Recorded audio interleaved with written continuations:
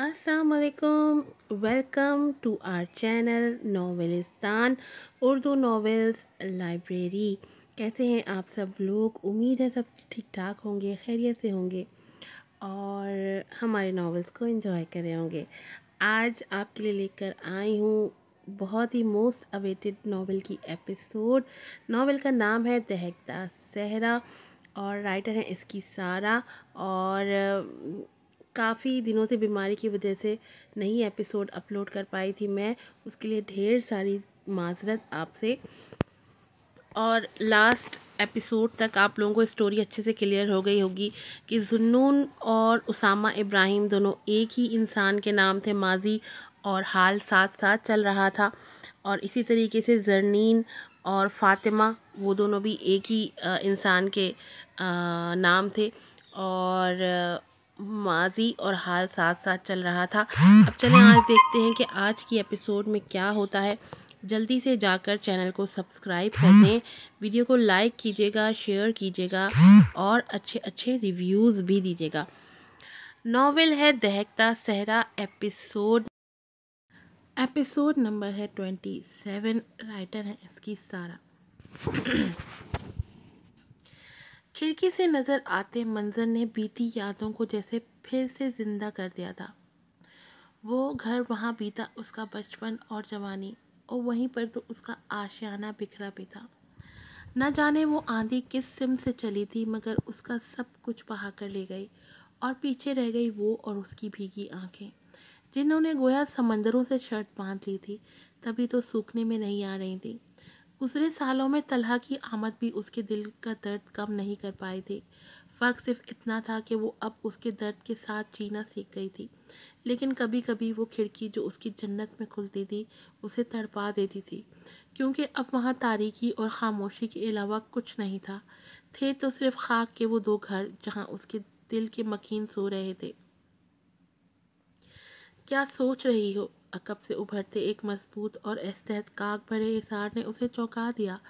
गर्म सांसें गर्दन पर पड़ती और बौखला गईं। गुज़रे सालों में वो अब तक उसकी दहकती गुर्बत की आदी नहीं हो पाई थी। अब भी सरहद से आंसू साफ करते गर्दन मोड़ के उसे देखा जो उसके आंसुओं से अनजान नहीं था। कुछ नहीं, आप जल्दी आ गए। बमुश्किल मुस्कुराते वो नज़रें चुराती उसे लब भींचने पे मजबूर कर गई। उसकी असियत का मदावा अगर मुमकिन होता तो वकास अहमद अपनी जान देकर भी वो हासिल कर लेता, मगर अफसोस ऐसा मुमकिन नहीं था। तभी तो तपिश देती नज़रों से उसे देखते उसने अपने दहकते लब उसके गाल पर रखे, जहाँ आंसुओं के मिटे मिटे निशान थे। तुम उदास थी तो मैं कैसे कहीं और रुक सकता था। दिल ने अलर्ट जारी किया और मैं हाजिर। ज़बरदस्ती मुस्कुराते वो शरीर से लहजे में बोलता अबिया को सुर्ख कर गया। घनेरी पलकें सरहद से गालों पर साया फिगन हुई और उस दिलकश मंजर ने वकास को हमेशा की तरह बांधा। तुम वकास अहमद की धड़कन हो बिया। तुम्हें कुछ हुआ तो वकास अहमद मर जाएगा। उसे अपने सीने से लगाते वो शिद्दत भरे लहजे में बोलता। अबिया की धड़कनें रोक गया। उसने तड़प कर सर उठाना चाहा, मगर मजबूत हिसार ने कोशिश नाकाम बना दी। बहुत बुरे हैं आप। शदीद बेबसी महसूस करते वो उसी के गिरेबान पर सर टिकाए रोती चली गई और बेसाख्ता मुस्कुराते वो उसे अपनी पनाहों में समेटता चला गया। गुजरे वक्त में अपनी कोताहियों की माफ़ी बार बार मांग चुका था, लेकिन दिल अब भी बेसुकून था। और सुकून अगर मुयस्सर आता भी था तो सिर्फ अबिया की गुर्बत में। तभी तो वक्त के साथ उसके लिए दीवाना होता चला गया, जिस पर वो जितना अल्लाह का शुक्र अदा करती कम था। अबिया के लिए वो किसी घने साई से कम नहीं था। हमेशा उसकी घनी चाह तले वो पुरसुकून रही थी। उसकी मोहब्बत बेपनाह थी, जिसे समेटने में वो थक जाती, मगर समेटना मुमकिन नहीं था। बीते वक्त में बहुत कुछ हुआ। वलीद अपनी पढ़ाई में मगन हो गया और फारिया वो अपने किसी आशना के साथ भाग गई और राबिया बेगम का गुरूर पाश पाश हो गया। बीते वक्त में जो तोहमतें उन्होंने जरी पर लगाई थी वो उनकी अपनी बेटी पर ख़त्म होती उन्हें मट्टी कर गईं। तभी तो कहते हैं मकाफात अमल सख्त तरीन होता है, लेकिन अभी बहुत कुछ था जो होना बाकी था। अस्सलामुअलैकुम। वो लॉन में बैठे चाय पी रहे थे जब उसकी चहकती आवाज़ उनके कानों से टकराई। चौंक कर सामने देखा तो वो वही खड़ी थी जो उनकी जान थी। रानिया, मेरा बच्चा। اسرا بیگم خوشی کی شدت سے چیختی سرحد سے اٹھی، تب تک وہ بھاگ کر ان کے سینے میں سما گئی تھی۔ پچھلے 2 سال سے وہ اسٹڈی کے لیے لندن میں تھی اور آج اس کی اچانک آمد انہیں سرشار کر گئی۔ ماشاء اللہ، اتنا خوبصورت سرپرائز! والہانہ انداز میں اسے چومتے وہ محبت سے بولیں، جس پر وہ اور رجب صاحب مسکرا دیے۔ بس میں نے سوچا آپ کا اتنا پیارا فیس دیکھنا ہے تو فوراً چلی آئی، اور میں نے وہ دیکھ بھی لیا بابا۔ ان کا گال چومتے وہ شرارت سے بولتے رجب صاحب کے گلے کا ہار بنی۔ اس کی بات پر وہ دونوں بے ساختہ مسکرا دیے۔ بھائی کہاں ہے؟ ذوالنون کی غیر موجودگی محسوس کرتے وہ حیرت سے بولی۔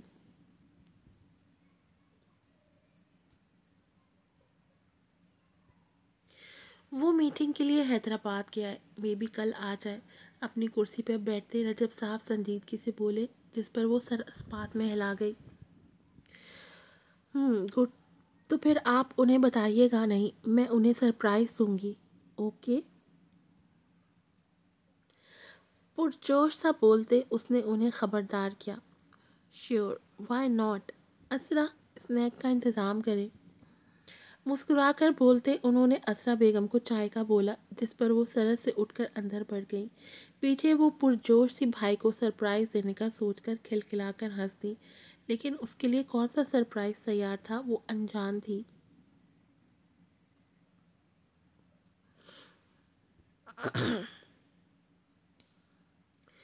وہ ٹھیک ہو جائے گی بوا، کیوں پریشان ہوتی ہیں؟ ان کے کندھوں پر ہاتھ رکھتے وہ تسلی دیتے لہجے میں بولی۔ ان کا نڈھال چہرہ اسے بھی خائف کر گیا تھا۔ انشاءاللہ رائمہ۔ سامنے دروازے کو دیکھتے ان کے لفظ امید سے بڑبڑائے۔ زری کے بے ہوش ہوتے ہوئے انہوں نے رائمہ اور اس کے شوہر طیب کو کال کر کے بلایا تھا۔ طیب ہی کوئی ڈاکٹر لایا تھا جو اسے چیک کر کے گیا تھا۔ اس کا کہنا تھا کہ اس نے کوئی ٹینشن لی تھی، اور وہ ٹینشن کیا تھی یہ ان کا دل جانتا تھا۔ رات سے وہ اور رائمہ بے حال سے اس کے ہوش میں آنے کا انتظار کر رہی تھی۔ ایسے ہی چلتا رہا تو وہ بہت جلد ہار مان جائے گی بوا۔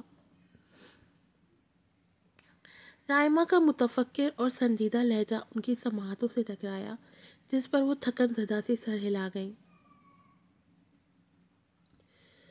وہ قدرت کے فیصلوں کے خلاف جانے کی کوشش کر رہی ہے رائمہ، اور مخالفت ہمیشہ تکلیف دیتی ہے، اسے بھی تکلیف ہوگی۔ وہ سنجیدگی سے بولتی، بہت سے ایسے راز افشا کر گئیں جن سے وہ انجان نہیں تھی۔ اگر کوئی انجان تھا تو وہ صرف زری کی ذات تھی۔ وہ اس سے بھاگ رہی تھی جو اس کے نصیب میں لکھ دیا گیا تھا، اور بے شک یہ مسافت تھکا دینے والی تھی۔ لیکن بوا، اس سے پہلے وہ کچھ کہہ پاتی، دروازے پہ ہوتی جاندار دستک نے اسے چونکا دیا۔ طیب کام پر گیا ہوا تھا، ایسے میں کسی کی آمد ان دونوں کو چونکا گئی تھی، لیکن بوا سخت ہراساں ہوئی۔ ان کا دل کسی انہونی کا پتہ دے رہا تھا۔ ایک نظر بوا کے ہراساں چہرے کو دیکھتے وہ دروازے کی طرف بڑھی۔ دروازہ کھولتے ہی جو منظر رائمہ نے دیکھا وہ اسے ساکت کر گیا۔ ویل چیئر پر بیٹھا مردانی وجاہت کا شکار اور اس کے عقب میں کھڑے گارڈز۔ وہ خائف سی ہوتی اس سے پہلے کچھ پوچھتی، 2 گارڈز آگے بڑھتے اسے نرمی سے سائڈ پر کر گئے۔ اس کی دہشت اور رو بھی اتنا تھا کہ رائمہ کی زبان تالو سے چپک گئی۔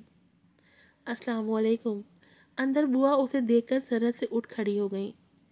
اس نے سلام کیا، مگر وہ حیرت کی زیادتی کی وجہ سے جواب نہ دے پائیں۔ نینا، زری کہاں ہے وہ؟ انہیں ساکت کھڑا دیکھتے اس نے تمہید میں وقت ضائع نہیں کیا، بلکہ سیدھا سوال پوچھا جس نے ان کے اوسان خطا کر دیے۔ کون زری؟ یہاں کوئی زری نہیں رہتی۔ بمشکل خود پر قابو پاتے انہوں نے اسے یقین دلانا چاہا، لیکن جواب میں اس کی مسکراہٹ انہیں بوکھلا گئی۔ کیا مجھے بتانا پڑے گا اماں جی کہ جھوٹ بولنا حرام ہے؟ حیرت ہے آپ کو اس عمر میں بھی نہیں پتا۔ تیکھی مسکراہٹ لبوں پر سجائے وہ سیاہ سرد آنکھوں سے انہیں گھورتا شرم سے پانی پانی کر گیا۔ کمبخت انہی کی بات منہ پر مارتا انہیں شرمندہ کر گیا تھا۔ بخش، روم چیک کرو، تمہاری بھابھی اندر ہی ہوگی۔ بوا کی آنکھوں میں آنکھیں ڈالتے وہ سختی سے بولتا انہیں سن کر گیا۔ اس کی آنکھوں میں اتنی شدت اور لہجہ اتنا مضبوط تھا کہ وہ دیکھتی رہ گئیں۔ سیاہ شرٹ اور جینز میں وہ رف حلیے میں بھی نظر انداز کیے جانے کے قابل نہیں تھا۔ ویل چیئر پر ہونے کے باوجود وہ شخص اتنا باروب تھا کہ کتنے ہی الفاظ انہیں روکنے کے لیے ان کے لبوں پر آ کر رک گئے۔ کیا وہ اسے روکتی؟ کیا وہ اسے روک سکتی تھی؟ لیکن کیا وہ اسے روکنا چاہتی تھی؟ نہیں، بالکل نہیں۔ وہ نادان انجان تھی، مگر وہ جان گئی تھی کہ اس کے بخت کا ستارہ اوج پر ہے۔ جسے وہ جہنم سمجھ رہی تھی وہ اس کے لیے جنت تھی۔ تبھی تو لب سے وہ اسے دیکھتی رہ گئی جو ان کی فاطمہ کا دیوانہ تھا، اور بے شک اس دیوانے نے سچی محبت کی تھی۔ اس کی حالت انہیں کسی بھی سنگین اقدام سے روکتی ساکت کر گئی، کیونکہ وہ چاہتی تھیں کہ ان کی فاطمہ اب سکون بھری زندگی گزارے۔ لیکن کیا اسے یہ زندگی قبول تھی؟ کیا ہوگا؟ کیا فاطمہ، نینا یا زری قبول کر پائے گی ذوالنون و ساما کا ساتھ؟ معاف کر پائے گی انہیں؟ کیا لگتا ہے آپ کو؟ کیا معاف کر دینا چاہیے؟ اپنی رائے کا اظہار ضرور کیجیے گا، اور پھر ملوں گی آپ سے نئی ایپیسوڈ کے ساتھ۔ السلام علیکم۔